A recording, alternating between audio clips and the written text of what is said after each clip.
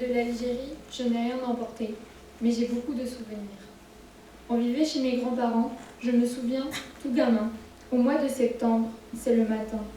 Je me lève et je vais vers le grand figuier. J'aimais croquer les figues, recouvertes par la rosée. C'était bien frais. Je me souviens aussi du raisin qui pendait le long des arbres. On pouvait cueillir les grains et ils étaient d'un goût exquis. Un goût que je n'ai jamais retrouvé. Je me souviens aussi de ma mère qui se levait vers 2, 3 heures du matin pour dévier la source et arroser le jardin. Je me souviens aussi malheureusement de l'enterrement de mon père. J'étais jeune, c'était avant le départ pour la France, avant l'arrivée au camp de Biesse. Mon père était garde champêtre. Né en 1898, il avait participé à la guerre 14-18, puis, suite à la débâcle de 39-45, il a rejoint l'Algérie. Il a été assassiné en juillet 55, au début de la guerre.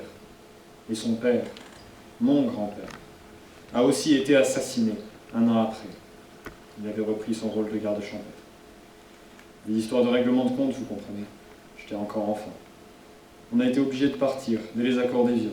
On est arrivé à Marseille, puis on a été envoyé dans des camps. Dans le camp, pour les rapatrier, comme il disait. On nous faisait la classe. Il ne fallait pas nous mélanger avec les écoliers du village.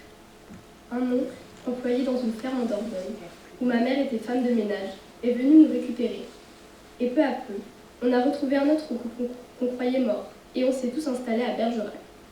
Bergerac, c'était notre port d'attache. Moi, j'ai vécu ma vie, j'ai voyagé, j'ai pu continuer mes études et l'apprentissage. Je me suis engagée dans l'armée. Et maintenant, je m'occupe de l'association Harkis Dordogne, veuve et orphelin, parce que la mémoire c'est important. Du pays de mon enfance, Je n'ai rien emporté. Et je n'ai rien oublié.